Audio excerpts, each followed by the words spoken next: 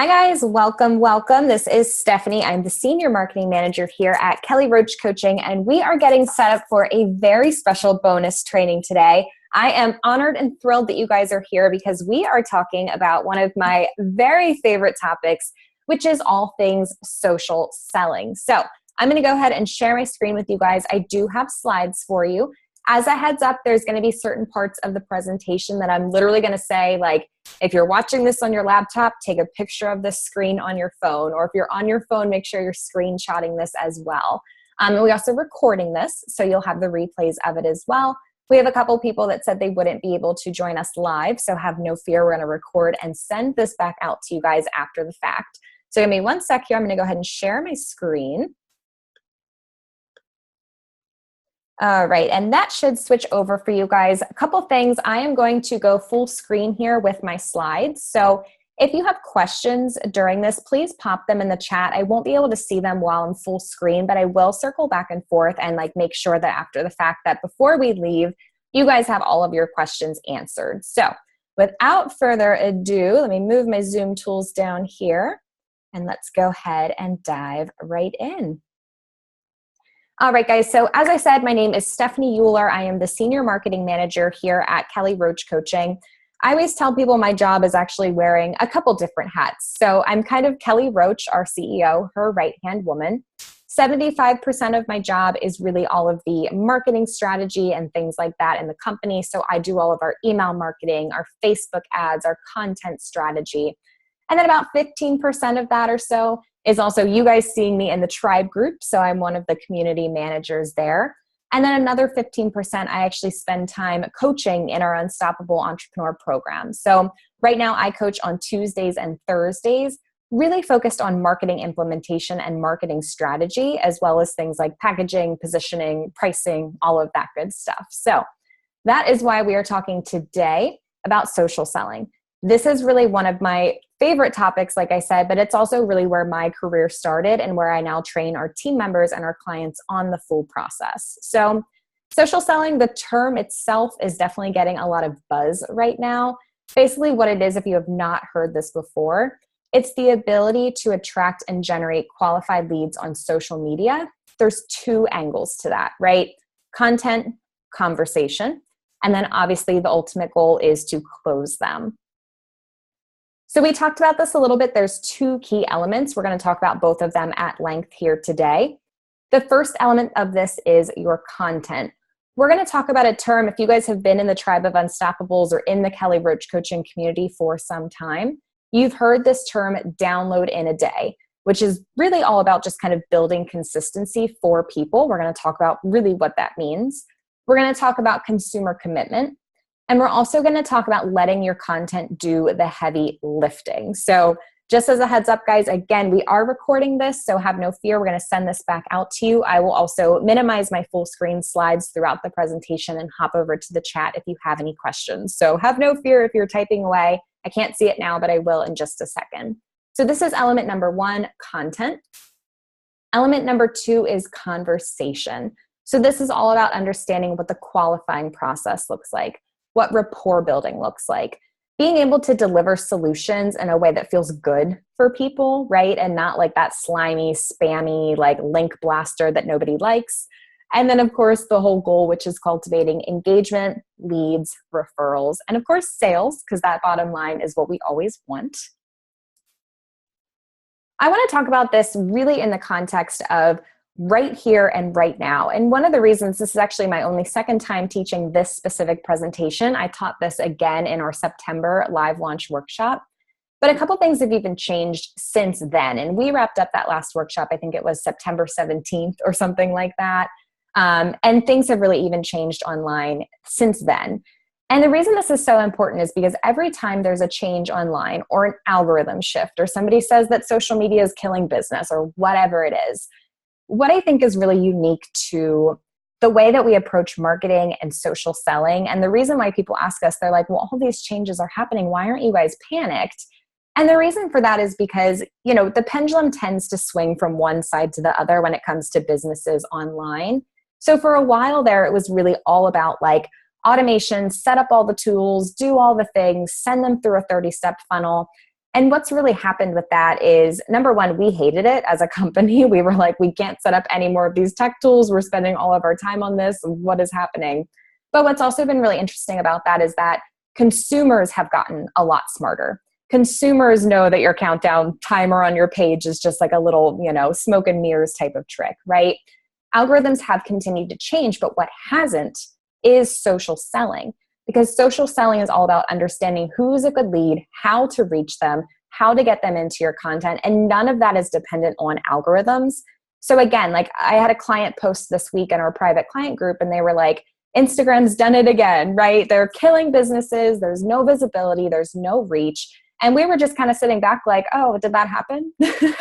Like we haven't really seen that, because there's things that you guys can put in place through the content and conversation flow that are going to protect you from that, to the point that it's like it could happen and it doesn't really matter, which I think is a really good position to be in, especially here and now with things changing so quickly.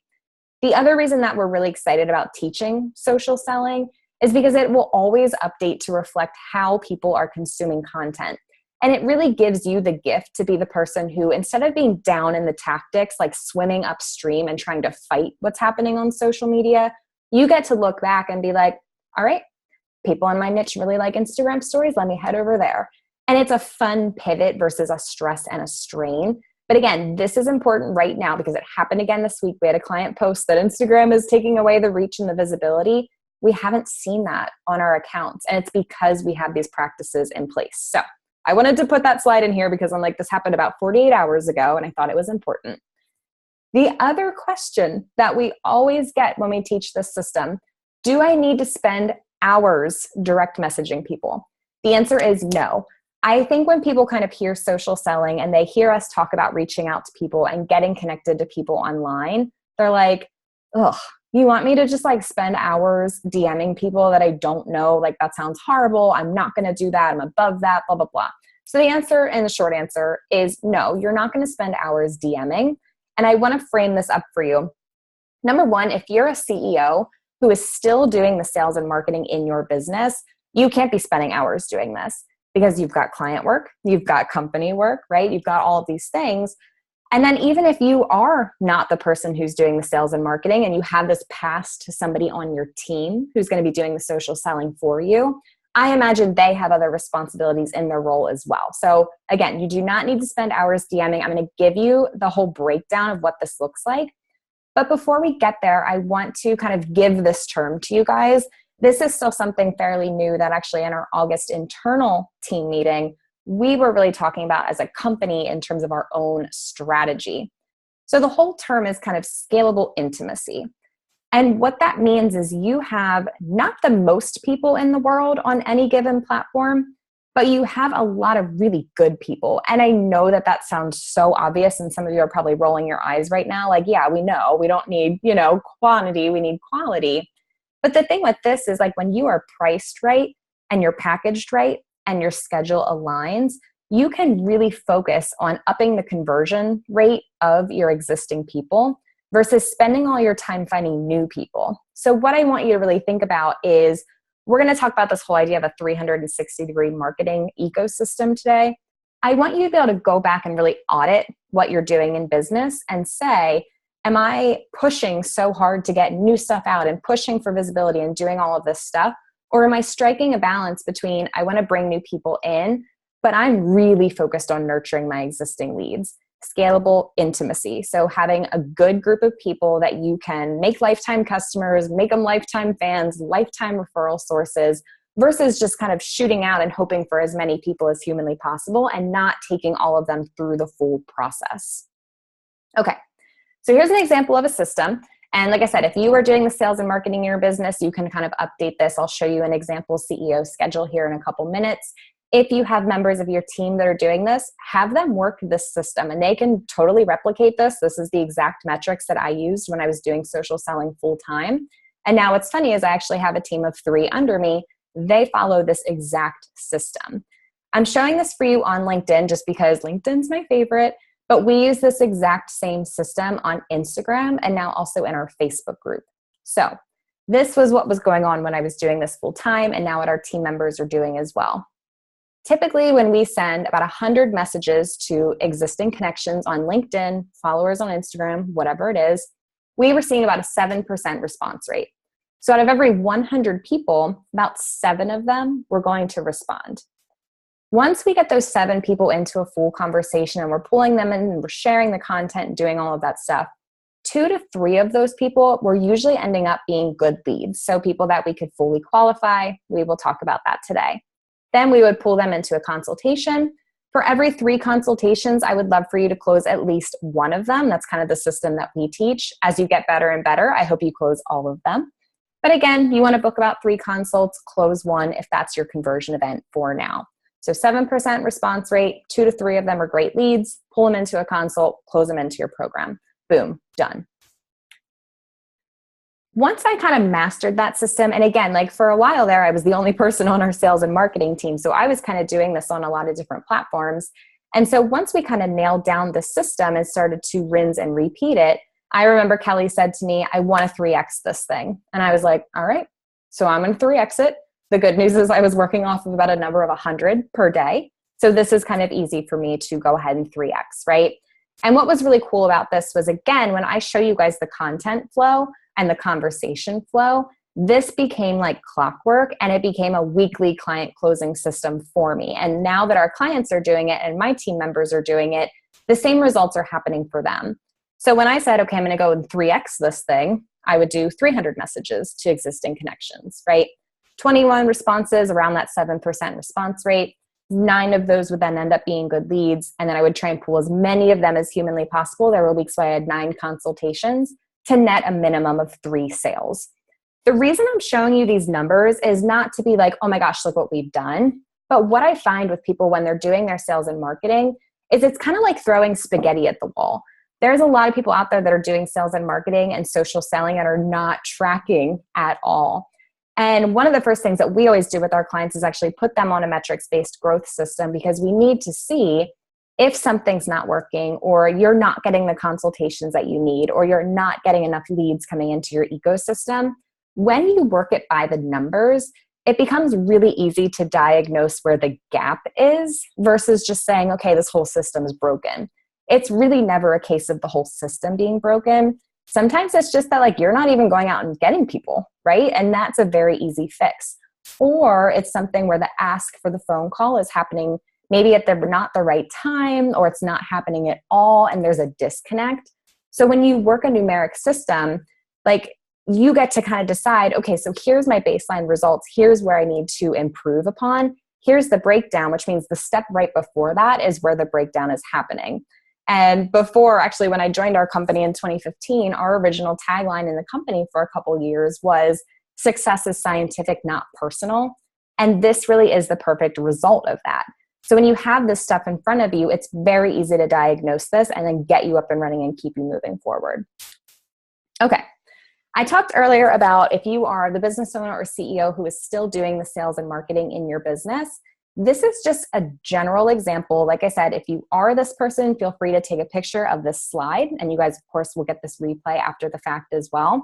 I pulled this right out of our Unstoppable program. This is just one example of how to set up your schedule. And this is just a random Monday, right? This is totally up to you. Your day might look a little bit different. But a lot of people ask how you're balancing all of the client work with the lead work, with all of the other things.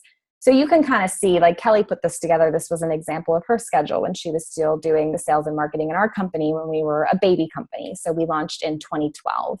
But you can see she's an early riser. I'm so not a 6 a.m.er, in full disclosure. If it's before 7 a.m., I think I'm still a zombie. So just a, full disclosure on that. But you can see 10 to 12, it's lead follow-up, right? There's a chance for a lunch in there. And then it shifts into the second half of the day into more of the outbound work as well. Her Tuesday, for example, has more client work. So again, if this is you and you feel like you don't have a grasp on your schedule for right now, feel free to screenshot this. This is just one example of how you can kind of set this up. So feel free to make this work for you. But I want you guys to see again, like we're not spending hours on any of this stuff. And for me, even at the peak of my social selling career, when I was doing social selling on LinkedIn, and then I was shifting to Instagram, and then I was going over to Facebook, I was really only working on that stuff until about 12 to 12:30 every day. And I'm a full-time internal employee. And then the second half of my day was like marketing projects and things like that. So again, when we talk about scalable intimacy, it's about getting more leverage out of the leads you already have and making sure that you have enough coming in, but not spending hours upon hours. Once you nail down the system, you get a lot faster at this. So hopefully that makes sense. Okay, here's the big question. I want to go over this slide and then I will minimize this from full screen and see if I can just double check the chat to make sure everybody's good. Everybody asks, okay, well, how do I get the people piece? And this is so funny because I feel like this should be my tagline for now. My clients that are on the line have heard this umpteen times. My philosophy with social selling is, number one, there are 7 billion people in the entire world and probably counting, probably more than that now. And a couple million of them, right, are on social media. So the good news is that the odds are really in your favor. Most of us do not need 7 billion clients in order to hit our personal and our business goals. So number one, if you need people, go get people. And you can see on the screen here just a list of a couple ways to do that. So number one, if you're working LinkedIn, send connection requests to people in your space. Go follow people on Instagram in your space. If you're doing paid traffic, you can run ads to build your email list and pull people into a Facebook group. Ask your clients and your community members for referrals. We do this daily. You can go to events if you're someone who's building mostly offline and kind of bridging online. You can be a guest on podcasts. You can do social collaborations, right? You can join other Facebook groups. And I always put a star next to that because it's actually not my favorite strategy. I get a lot of questions about this. I will say just from personal experience, and there's someone somewhere that totally disagrees with this and is probably screaming right now, but I have never been a fan of the whole strategy of like joining other Facebook groups and trying to pull those people out. And let me tell you the reason, because I think there's a place for this in a good marketing system. I don't think it's the thing that you want to put all your eggs into this basket. And the reason for that is, number one, most Facebook groups do not allow for self-promotion. They also do not allow for solicitation of their members, right? That's really part of the running a quality group thing these days. So what I find is a lot of times when you're going in and people are like, okay, I'm going to go into this group. I'm going to like post a lot of stuff. I'm going to add a lot of value. And then those people will come to me. Sometimes what ends up happening is it takes a long time to, number one, get recognition into the group. Number two, get trust from the group. And number three, you have to work so hard to make sure that like you're not kind of outwardly promoting yourself. So the process ends up taking a lot longer. So what I recommend to people when we're talking about how to get the people piece of things, what I want you guys to do is really focus on the platforms that you quote unquote own, right? You don't own your Instagram account. Instagram does, but you see what I mean. I want you to really leverage those platforms because it's going to be so much faster than trying to show up and kind of like sneakily go around or like present without presenting your business, right? And I've heard that feedback from a lot of people as well, that it just tends to take a little bit longer. So I put that on here because I do think in some businesses it has a place in a marketing ecosystem. What I would say is pick a platform that you own and really focus on mastering that. This will also give you a better chance at kind of doing all of the things that we're talking about in this presentation. So hopefully that makes sense. Okay, let me get out of my full screen here. I just want to make sure that I'm not missing anything. Okay, excellent, excellent. Let me go back to full screen here. All right, so let's talk a little about, and all I did is move up a slide, so have no fear. Let's talk about your revenue goals. And I want to bring this back again to this whole idea of scheduling for social selling before we even get into the nitty-gritty of how to do it. So number one, I really want for you guys to have clarity on a couple different things. And like I said, if you're the business owner, you can probably feel pretty clear about this. If you have a team member doing this for you, you need them to really be getting clear on their own sales and income goals as well. So let's say you have a sales rep who is solely commission-based or they're salary and commission-based, right? But for them, closing more clients is going to get them to their personal goals as well. So they might not be worried so much about the price point needed to bridge the two, but it's still important to look at, okay, how much space do I actually have in my day for lead generation? How much space do I have during my week to actually get these people closed, right? And again, if you're the business owner, the questions on your screen are going to be really relevant to you as well. So how many clients can you serve? What is your monthly revenue and sales goals? What does your price point need to be to bridge the two? what I want you guys to do is really reverse engineer your goal. That's kind of the starting piece, right? The second layer to that is building a business that's sustainable and that's set up to scale. So if you're newer in your business, you're probably looking at, okay, well, how can I turn this thing up? Or you're going to get to a point where you're saying, okay, how do I rev this thing? Like, how do I add some fire under this and really keep this going? So obviously to scale, you can scale via your pricing, volume of leads and clients, or you can have a team come in. Like I said, maybe you'll step out of the sales and marketing role and have a team that does that for you. Regardless, you want to back into your goal, okay? So really think about that. If you don't have something like that sketched out in your business, that's definitely a non-negotiable at this point. But I want to bring it back to really being able to work that system. So again, on the left side, you can see kind of our 3X system. This was, again, my full-time role when I was doing social selling. And then on the right side, you can see some added context. So I was sending out connection requests. I had about a 10% acceptance rates on connection requests in the first 2 days after sending that request. This is LinkedIn. Our market's super active over there. Like I said, you can use this on whatever system you're most active on and what your market is active on. So let's say, for example, you're starting completely from zero. It's going to take you about 30 days of connecting with about 100 people per day to build up to 300 people. That 300 people translates to those 300 messages out. And I was doing this daily. I was always connecting with people. I was always kind of filtering through the incoming requests that came to me, right? So you're really going out and finding your people. And then when we talk about content, we're going to talk about kind of using that to pull people in. So let's say you're connected to 200 per day. You get your 300 after about 2 weeks. And we talked about how content that, we call it content that attracts, how that plays a piece in this as well. So the ending timeline, really what this started to look like was I spent about 1 hour connecting. And again, I had dedicated time for this. So if you're a sales rep on someone's team, great, really look at this for your own schedule. If you're the business owner doing the sales and marketing, this is just another example for you as well. But I was spending about 1 hour connecting and 2 hours messaging. And it was about 2 hours ongoing once built up. And I work Monday through Friday, so a standard business week. Consultations were usually about 30 minutes. I recommend, if you can, keep your consultations to about 30 minutes, no more. So really what that turned into is about 12 hours per week, which translated into closing about 3 clients. At the time, this is not our current pricing, but our pricing at the time was about $450 to $5,500, just depending on the program or the package. And then typically I would get about 2 program sales or 1 private package. So you can see kind of the ending revenue just from that week from those things. So again, why I'm giving you all of this and why I want to give you a lot of these numbers and examples is I want you to be able to use social selling to back into your income and your revenue goals. Promise me if you get one thing out of this webinar today, it will be to not throw spaghetti at the wall when it comes to your sales and marketing. I want you to be an absolute animal about tracking this stuff because it really does translate into dollars and cents in your business. And I see a lot of fuzziness around the system sometimes because people don't know how many leads they're connecting with. They don't know how many conversations they're having, and their conversations all kind of follow a different format. So it's hard to really look at what's happening. We're going to try and give you as many tools as possible to combat that in this presentation today. But again, I want to give you the tools to really back into your own revenue goals as well. Okay. We talked about this as well. This is just kind of the frequently asked question. Okay, cool, system sounds good. How the heck do I scale that? You could scale through a pricing increase, volume of leads and consults. If you guys know us well, you know that building a team and really leadership are 2 of our favorite subjects as well. That was the podcast episode this week on Unstoppable Success Radio. But again, the whole rinse and repeat and add to this is how you're going to kind of back into that. Okay.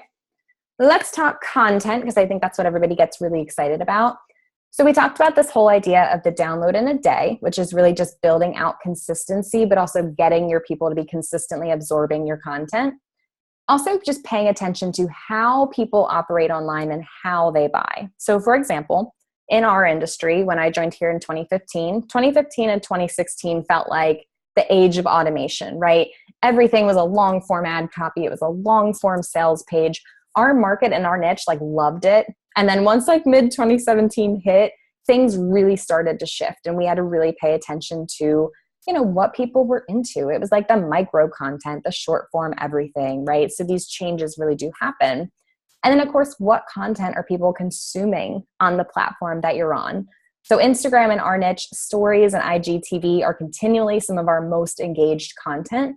Also, if you read any reports from Instagram, that's really kind of the two things that they're pushing. But we're also looking back at, okay, we've surveyed people in our niche. We look at the performance of these things each day, and we really pay attention to where those numbers are going.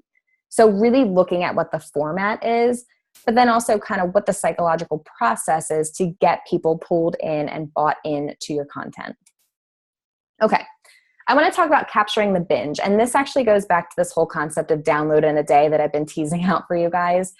What we find for the most part, when consumers find something they're into, they do some type of binge. And it doesn't have to be like this very long thing. But what I can tell you as a couple examples is like somebody might go onto an Instagram profile and like love what they see and watch all the highlights, or they're going to scroll through and they're going to look at a lot of different posts, right? What tends to happen when we're on social media, people are on social media for both information and affirmation. So yeah, they're out there looking for the stuff that they're into, information that they want, all that stuff. But then they want to affirm themselves. And I don't mean in like a negative way, but I mean like when we find something we want more of it, right?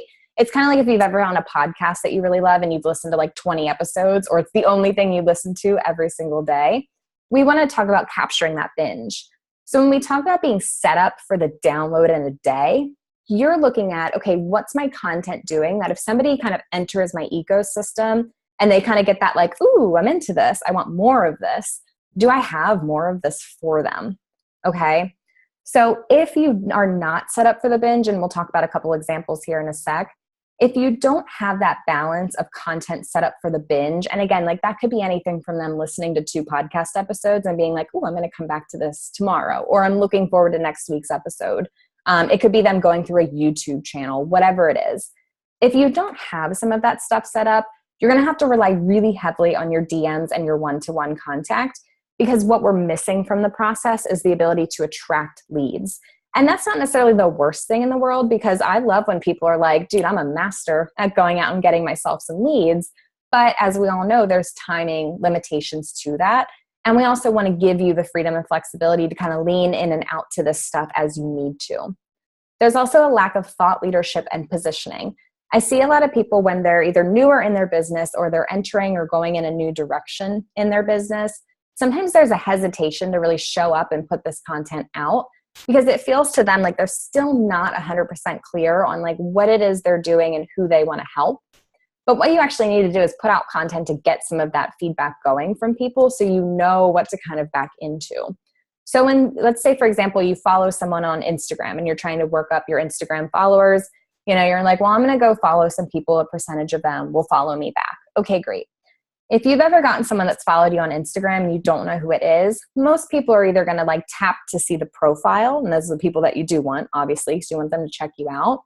But it's like, it feels really creepy when you go to the person who wants to follow you and there's like one name with no last name. There's no profile picture. There's really nothing on the Instagram. The bio's not set up for anything in business, right? And all of a sudden you're like, okay, this is definitely a bot, right? Like this is totally not a real person. So you're giving yourself kind of a disadvantage there, because there's no positioning or thought leadership, and there's no content there to even just give people a taste of what you're all about. Even if you're like, okay, this is how I want to serve people, start talking about that. Do not hesitate, because your content will evolve as you do and as your business does. But we want to get you set up where people are like, okay, they're putting stuff out. Like there's something, you know, going on here. This is obviously a real human being. Your nurture process, we talked about this, and your sales process will be a lot longer. So we're going to talk again about that 360-degree marketing ecosystem towards the end of this. But you're also going to lose visibility and followership. So a lot of times, and I'm kind of talking Instagram with this example because that seems to be where most people are building. You know, if you follow someone on Instagram or they follow you and you're like posting for a little bit and then you like go away for a month, when you post again, if it pops up in their feed, like they're not going to remember who you are. And a lot of people will actually unfollow you for that reason, because they're like, hold on, I'm not supposed to be following this. Like, what's this weird account? The other thing too is like, you're not giving them anything to really engage with, which means you're not actually going to be seen in their news feed. So regardless, again, it's like, don't set yourself up for a disadvantage because you're not 100% sure. You don't have to be a master at something to do it, but you do have to do it to become a master at it. So I hope that that makes sense. Okay. Let's talk about setting up for the binge, the download in a day, right? So let's say you post multiple stories per day because you want to bump to the front of the line. So those of you that are familiar with Instagram, you know the stories happen across the top.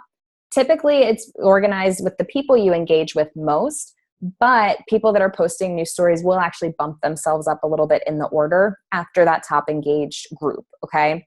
So if you're posting one story per day and it's like super early in the morning, you're going to push to the back of the line and people are not going to necessarily see that.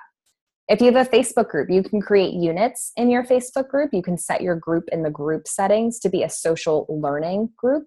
And then you can almost have these like categories. They're called units. So in the Tribe of Unstoppables, for example, we have a unit for like guest experts. We have a unit for social media marketing.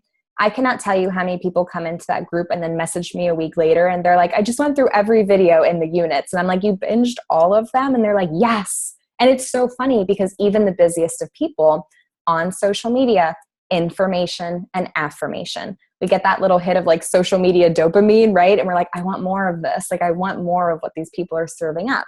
So you can create units in your Facebook group to really set up people to go back through your content. Repurposing is always a win. And then also position you and give them more of what they need in that moment. If you're running Facebook ads, we recommend running what we call a nurture video. You can run that to your warm audiences. That's just typically like a 2 to 4 minute video of you teaching something and really adding value to these people so that you're staying in front of them. So they'll constantly see you in the newsfeed. They hear your voice. They see your face, right? And that's on top of the other places they're probably connected with you.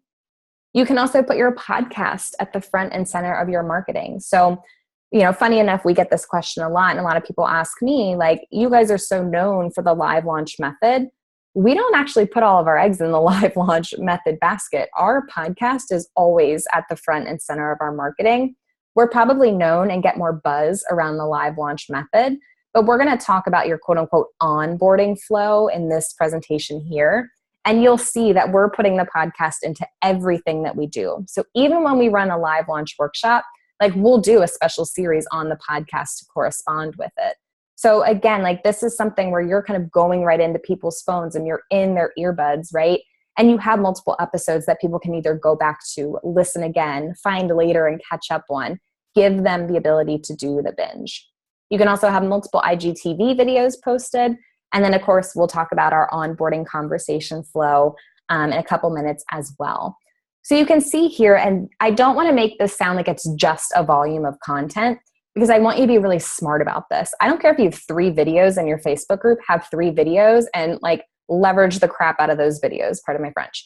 So give people something to really go back and be excited about.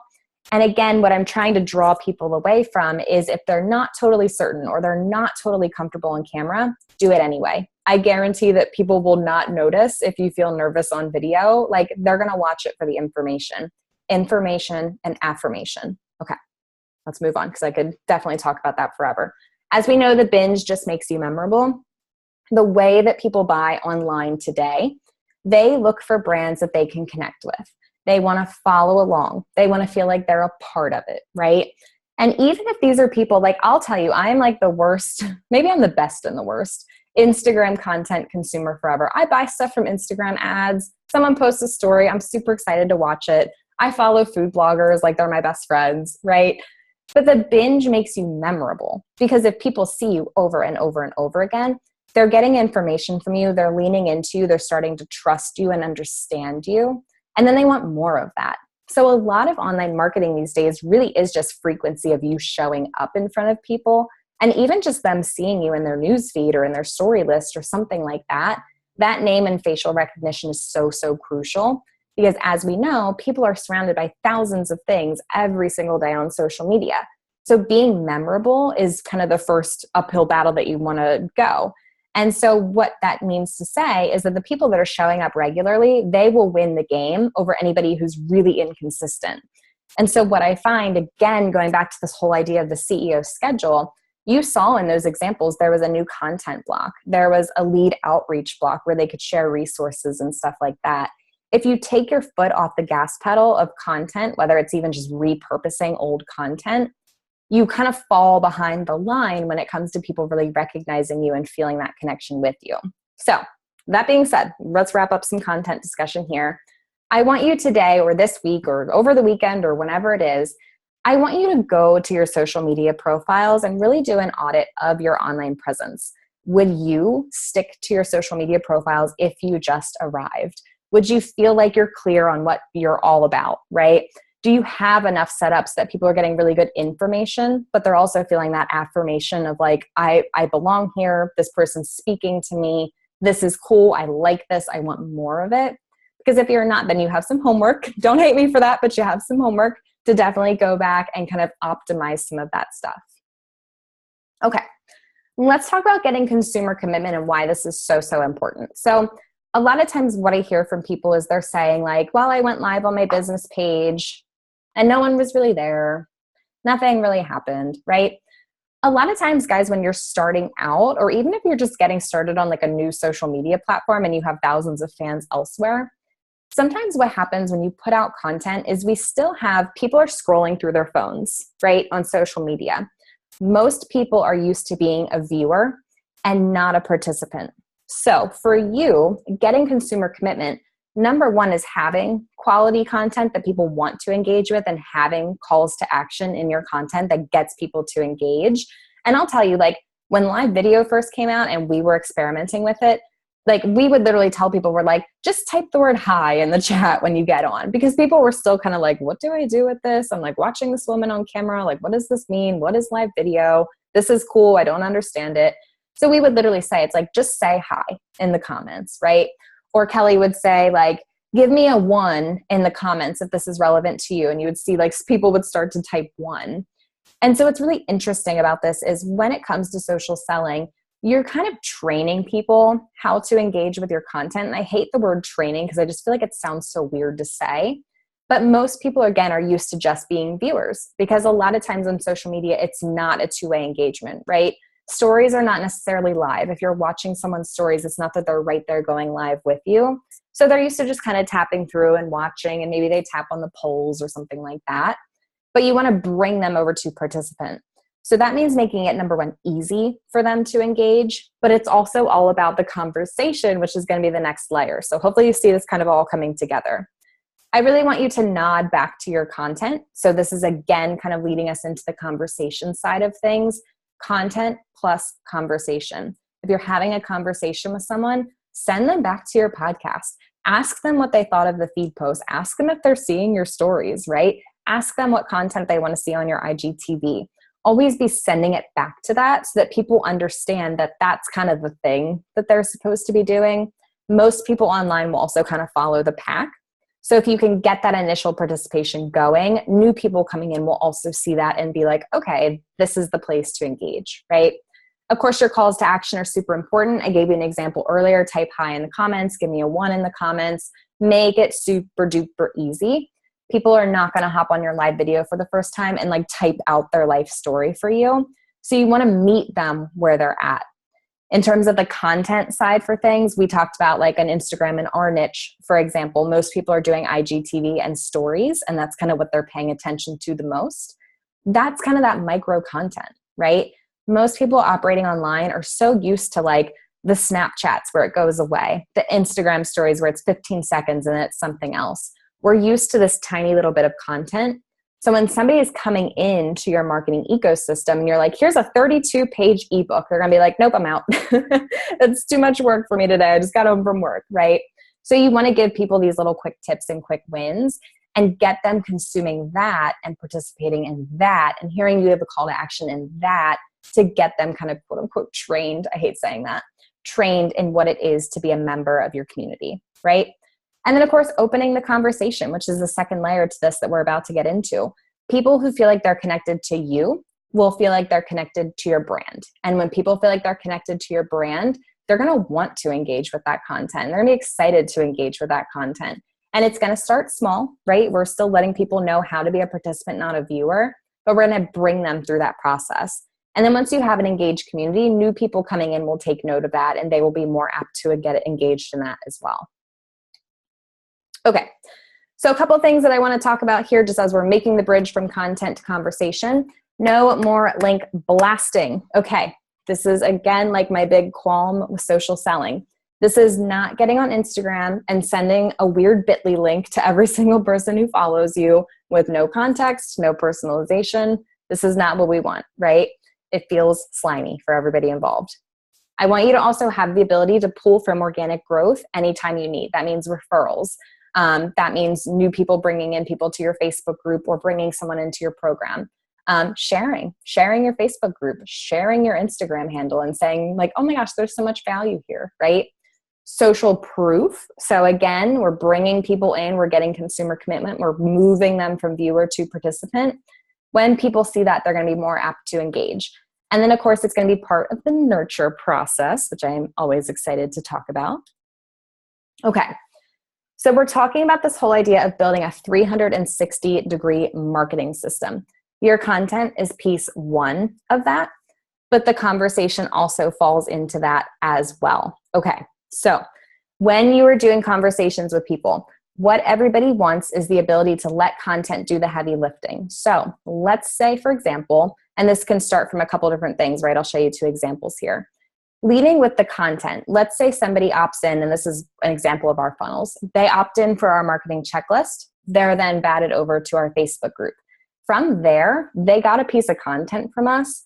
But their next step is getting connected with either Cynthia or myself. So we send a welcome message to everybody and we try and pull them into a conversation. We tag people in relevant resources and we try and build that connection there, right? So once they're in, it's easy for us to be like, okay, we're friends now. Here's our training Tuesday. Okay, great. Here's the podcast if you love that. Hey, we appreciate you being in the community. I want to send you personally a gift of like our audiobook or something like that. This is omnipresence done well. And again, when we talk about content versus conversations, and content plus conversations is the better way to put it, I want you actually having that connection with your audience, but it needs to happen in a way where you can send people back to your content as well. And your content does the heavy lifting because now they're doing the download in a day. Now they're showing up every single week. Now they're subscribing to your podcast, for example. So it gets downloaded every single week versus just listening and then never getting it again. So you can see in this, for example, this is a content plus conversation funnel example, but we're still letting our content do the heavy lifting. What we're doing is facilitating people to get to that content. I hope that that makes sense. Here's another example that's relevant right now. We are running ads and getting referrals and things like that into the live launch workshop, which is kicking off October 28th. So people are opting in for that. They get pulled into the email list. Then we're following them on Instagram. Those of you that are new to the group might remember this. Our second entry question into the group is actually asking people for their social media handles so we can get connected with them. We love seeing what you guys are posting. Like that is the highlight of my day, is seeing the types of content that you're putting up. So just side note that I personally love that step. And same thing there, getting connected with a member of our team who's then making sure they're getting the podcast and getting an audio book, right? And pulling to a bonus training just like this. So content, conversation. They're pulling in one way, they're meeting a person who's then facilitating them to get the rest of the content. And when we talk about a 360-degree marketing system, which you guys will see a picture of in this training, what it means is that your prospect's kind of in the center and there's layers of stuff going on. So let's say they follow you on Instagram and they connected with you in the DM. So now they're seeing your feed posts because they're engaging with you. They're probably more apt to watch your stories because they feel like they know you. You're also in their DM inbox. Okay, great. You invited them to your Facebook group. So they're kind of like surrounded by all of these different legs of your business. And again, you don't want to put all of your eggs in one basket. So if you've got someone who's awesome on like an Instagram or a LinkedIn or something like that, pull them into the next layer, whether that's a Facebook group or an email list. That's going to give you that 360-degree marketing ecosystem, that whole like omnipresence done well, because it makes sense for them to be following this full flow. But then for you, it's giving you multiple touch points in front of them. Okay.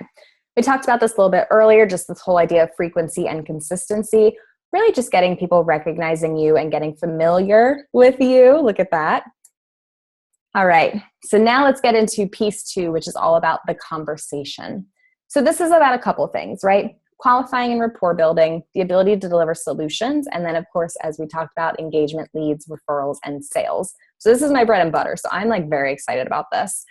The first thing that I want you guys to understand is what we call the 6 pillars of qualifying. And this is like a core component of how we teach sales and marketing. This is the tool belt to understanding who's a good lead, and who's not a good lead. And there's a lot, I think, sometimes when you're on social media and you're kind of running this online business where, you know, you're surrounded by a lot of different people. You have to know who to spend your time on. That's how you don't have to spend hours doing all of this stuff, because you're quick in understanding who's a good lead versus not. And so all you're doing is stacking people against the 6 pillars of qualifying. So if you do one thing today, take a picture of this slide, because I'm telling you, this will be the complete game changer for you. I printed out from our Unstoppable membership site, like for our clients, we have a PDF of this and we have like an audio and stuff like that. I have had that PDF sheet printed out and sits next to me. It's been with me through 2 apartments, right? It has a coffee stain on it. I still look at it every single day because it's so, so important to understand that if someone's giving you signs that they're not a good lead, you have the ability to move on. Save yourself the time. You don't have to get on the phone with anyone who's not a good lead, right? And you can identify pretty quickly in your online community who's good and who's not. So the 6 pillars of qualifying. Number 1, can they afford you? So pricing, are they a value buyer versus a price buyer? Do they have the ability to invest with you? Have they invested in things in the past? So historical buying decisions. Decision-making power. Is this the person who will actually say yes? Who else is involved in that decision? Are they a person who buys based on value? Or are they the person who's just looking for the cheapest option? Doesn't matter if it sucks. Scope and need. Do they need your offer? And then proximity. Can you get in front of them? Proximity online is pretty easy. Like I always ask people on Instagram if I'm doing social selling, it's like, hey, is Instagram, you know, the main platform for your business? And they're like, no, I'm never here. Okay, well then we probably don't need to spend a lot of time chatting with them on Instagram because they're never logged on, right? Similarly, if they come back and they're like, yeah, I'm on here daily. I'm always growing my business on Instagram. It's my favorite to use. Boom, check proximity off the list here because we have that down pat. So just know that that last pillar there tends to be a pretty easy one to knock out when it comes to social media because you can pretty much just straight up ask them. Okay, the conversation piece of this, you are going to create a conversation flow that is going to allow you to build a relationship with somebody while you're qualifying them. So everything comes back to those 6 pillars. Really, the other principle of this is just being a good human, right? And there's a couple things in here that I want you to remember. When you are the initiator of the conversation, you're in charge of keeping it going. I find a lot of times when I do audits or reviews of people's kind of like social selling funnels before they learn this system, there's a lot of like awkward small talk. And then like the person who started the conversation doesn't hit this person back with another question or another piece of the conversation. And the conversation just dies off. So when you're the person who's leading your own social selling and you're the person who's initiating these conversations, like it's on you to keep them moving. This person doesn't owe you anything. So if you like get bored and you just kind of lean out, they're going to lean out as well. The other thing that I want you to think about is during the qualifying process, there's kind of like 3 things that I want you to really be uncovering. Number 1, what is the urgent need? Number 2, what are they doing to address that urgent need? And then number 3, how effective is that solution actually going for them? This again is a big gap I see with people social selling. They have people that are super responsive. They're having this really fun conversation about their kids or a shared hobby or something like that. The conversation never turns into like, what is this person actually working on? And like, what are the steps that they're taking to achieve that goal in the first place? So again, there's kind of like a big 3 here. If you pull anything out of the conversation piece of this, number 1, it's the 6 pillars. But number 2, it's the big 3. What is the urgent need? What are they doing to address it? And how effective is that working for them so far? And then again, we're also working on that transition from viewer to participant and then getting our consumer commitment. All right, so here's an example flow that I want to give you. This is just 5 questions that we typically use in our social selling conversation flows. And these are just kind of like the big rocks that we want to build out, right? In between those things, there's going to be little conversations, rapport building, things like that. But we do always want to come back to these questions that kind of align with the 6 pillars of qualifying. Now, like I talked about, you're going to have your mix-ins in between these guys. So rapport building, seeding in your content, getting connected with them on other platforms. We talked a little bit about that. And then, of course, checking out their content and taking an interest in them. When I talked earlier about how half of this is qualifying and half of it, or understanding qualifying and half of it is being a good human, I make the point here that it's like a lot of the stuff when it comes to building rapport with people and just like getting like familiar with them, you've been doing this your whole life, like really since you guys can talk. If you were in preschool making friends, or kindergarten or middle school or high school, you've had conversations with people both personally and professionally where you had to ask about their kids or ask what they did that weekend. It's just like that little small talk stuff that just shows that you care. So none of this is like a new thing. The good news with that is 50% of the system you guys have already been doing forever. So you are like, again, the odds are very much in your favor. So I do want to remind people of that, because I think sometimes when people approach social selling, when it still feels very new, it feels a little scary and it feels like we're not quite sure what to say with people. And I'm always like, well, if I wouldn't say this in real life, I'm not going to say it in my social selling, because it has to reflect your personality and the ways that you genuinely connect with people. Okay. So we talked about this. Let's go ahead and map some things out here. Again, your 6 pillars and your questions should really align with some of this stuff. So when we say, for example, this was the first of our 5 questions, how did you get started in your business? What we're looking for is some baseline information, some background, right? It's just basically like a discovery of who this person is. We want to find out if there's any business partners, so that could affect our decision-making power pillar. We want to find out how long they've been in business, right? And that could potentially be an indicator of like a revenue level or their ability to invest in things, right? If they're brand new and not bringing in revenue, it's probably going to be hard for them to invest in something like business coaching, right? So if that makes sense to you guys. And then just learning more about like what they love and what their mindset is, and really getting some of those qualitative pieces in place. If you have someone who's just like totally pessimistic about their business and they're not excited about it, that's on them to get excited again. That's going to be more than you're able to do in like a DM or a phone consultation. So these are the things that you want to pick up on. Some other background questions. So how do you work with your clients, right?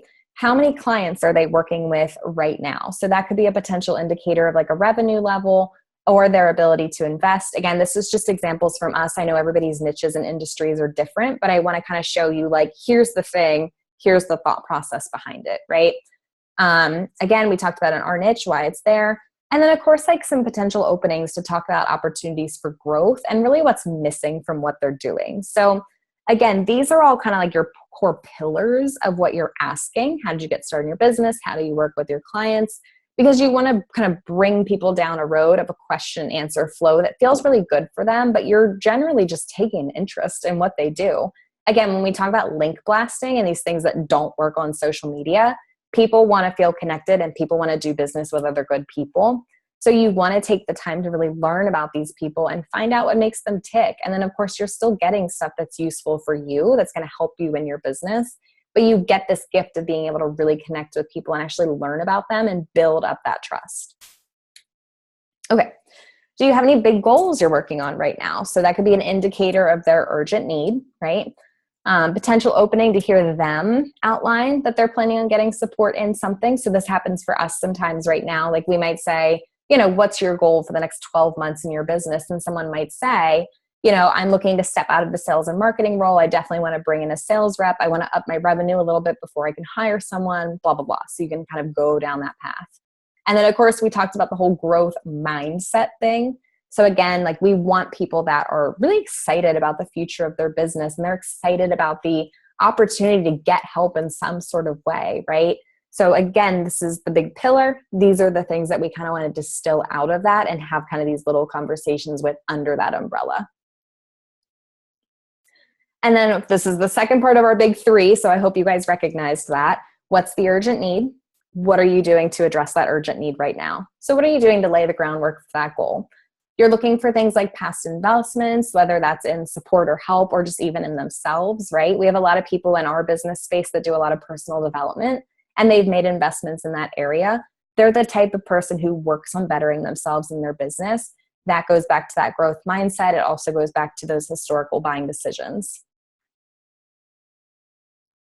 And then of course, where do you see the most opportunities for growth? So it's like, okay, so how effective is that solution happening right now? What else are you working on? Find those little gaps, right? Because this is how you deliver your own solutions. So again, an indicator of urgent need there. You want to see if there's a growth mindset. This is also giving you the language to then present a solution for them. I can tell you the day that kind of like social selling went from off to on to me and I really understood the full process was I realized that people will give you the answer as long as you listen. And so if you're always kind of like, okay, what am I going to say? What am I going to say? Okay, I need to tell them about my content today, or crap, I have a podcast episode out today that I have to tell them about.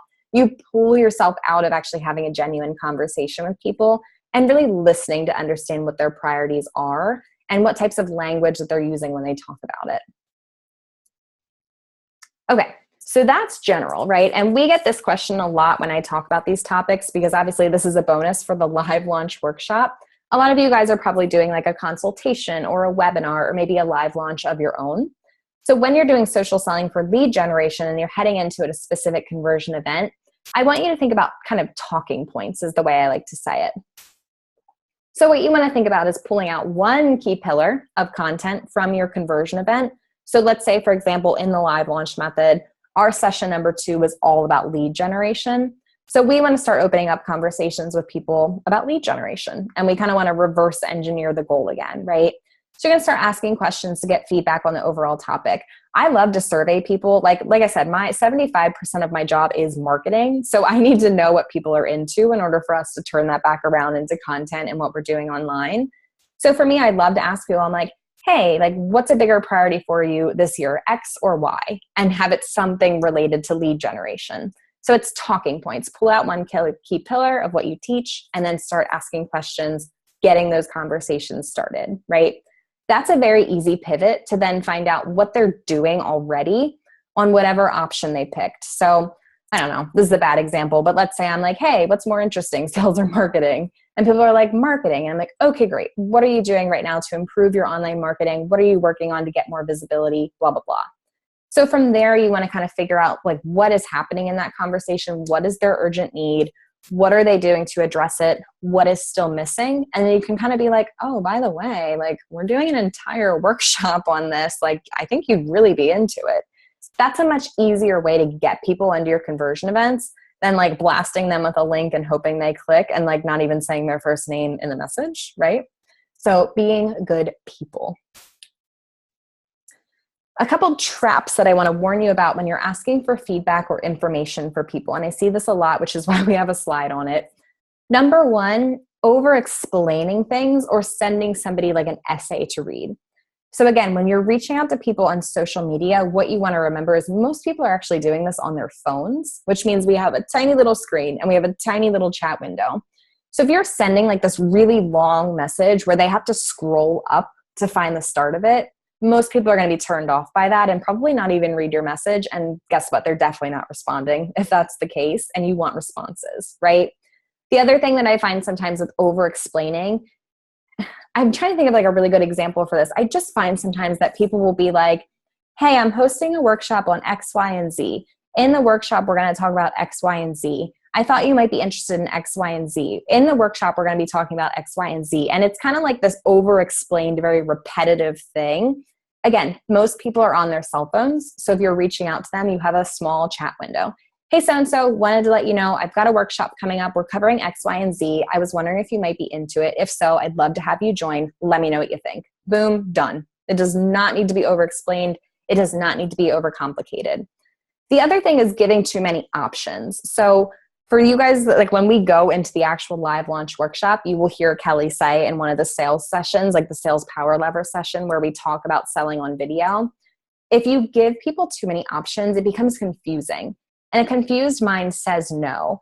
And I always kind of make the joke, and if we have clients on the line right here, they've heard me say this 500 times, but people online really have the brain of a goldfish when they're scrolling social media. So again, if you send them an essay that they have to scroll up to even get to the top of, they're like, ugh, this is too much work. I'm done. I don't have time for this. I don't have the attention span for this, right?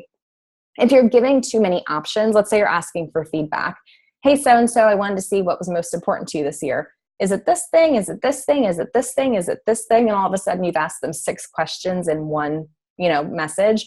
They're either not going to respond because again, it's too much work, or they're going to be really confused by the whole message and they're going to be like, what are you asking me? Like, what is happening here? Right?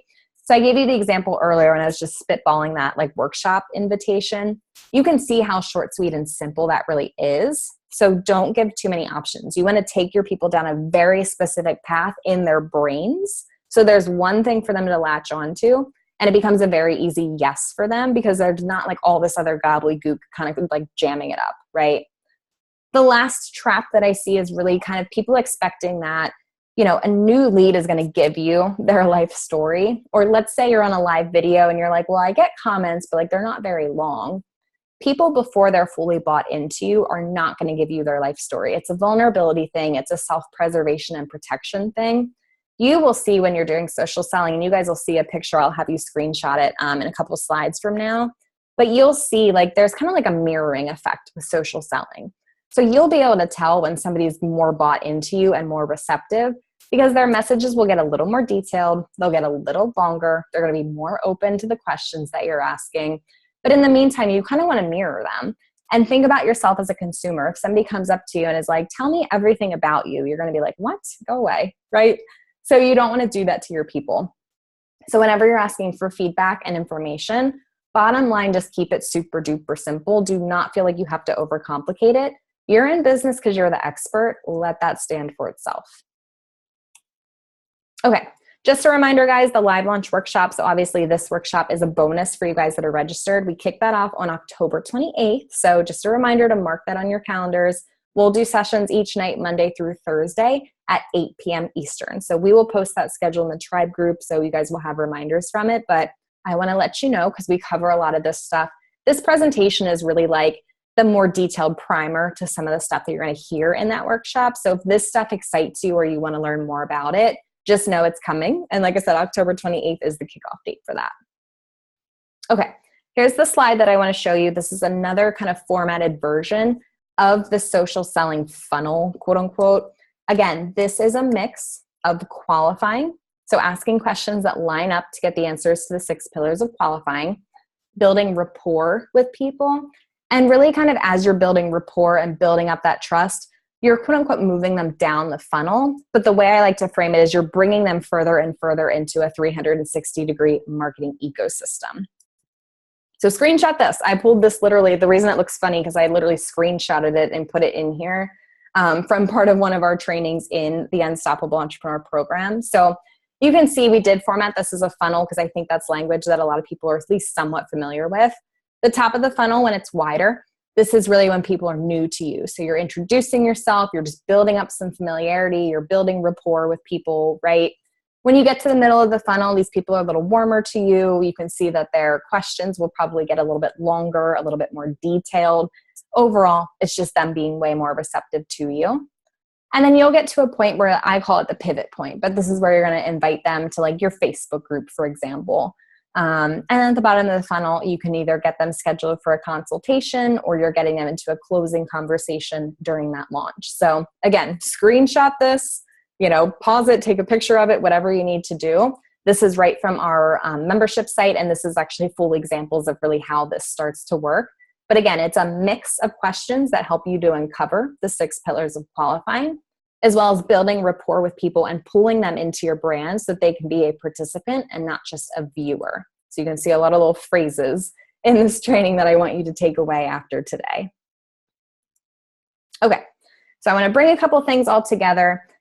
One thing that you will hear Kelly talk about in the live launch workshop is this whole idea of it taking at least 16 impressions to get an action or become established in a prospect's mind. That goes back to your 360-degree marketing ecosystem. So again, you'll hear Kelly and myself talk about this a lot. The 16 impression idea and the 360-degree marketing ecosystem phrase, they're one and the same, right? It's the whole idea of this content plus conversation flow. So this is a screenshot example. It's my beautiful artwork. I'm the marketing manager, but I am no designer, if you can't tell. But this is really where, again, your prospect is in the middle of your ecosystem. And you're kind of getting connected and getting in front of them in a lot of different ways. So this is an example of ours, right? Every Monday we send a podcast email. Fridays we send our newsletter. They are probably Facebook friends with either Kelly or a member of our team. We do training Tuesdays in the tribe.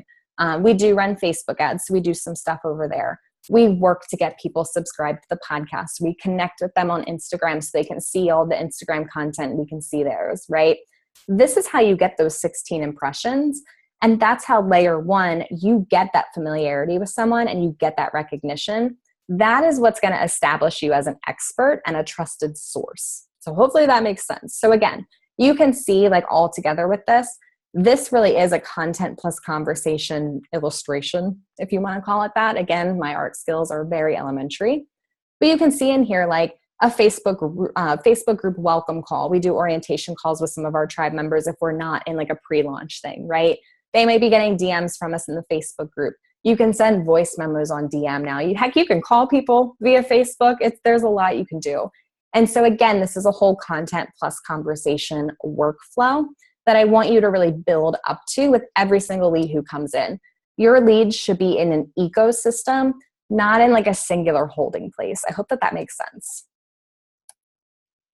Okay, cool. So a couple of things, guys, because we are towards the end of our training here. I hope this was helpful for you. As always, like I said, 75% of my job here is everything that I do as a marketing manager. So I am always really excited to hear what people want to know more about when it comes to marketing. You guys who are on here are connected via DM to either myself or to Cynthia, who is my partner in crime in the Tribe of Unstoppables. One of us will be your live launch concierge through the duration of the upcoming workshop. So we're the person who's here to brainstorm with you, answer your questions, right? Help you take the content in the workshop and really implement it in your business. But we want feedback from you guys too, because we want to do a ton of bonus trainings for you leading up to October 28th. I am doing an upcoming training on Facebook group management for sales. You can get a seat on that by inviting a friend into the live launch workshop. If you have questions about that, either DM me or Cynthia if you're connected with her. But let us know what you want to know more about, because your feedback really shapes what we do on these bonus trainings. It also shapes what we do in the live launch workshop. So we're always looking for that feedback from you guys. I want to thank you so much for joining me today on this training. The time was totally my pleasure. This is one of my most favorite things to teach. And I hope that you guys have a wonderful rest of your day. Talk to you soon.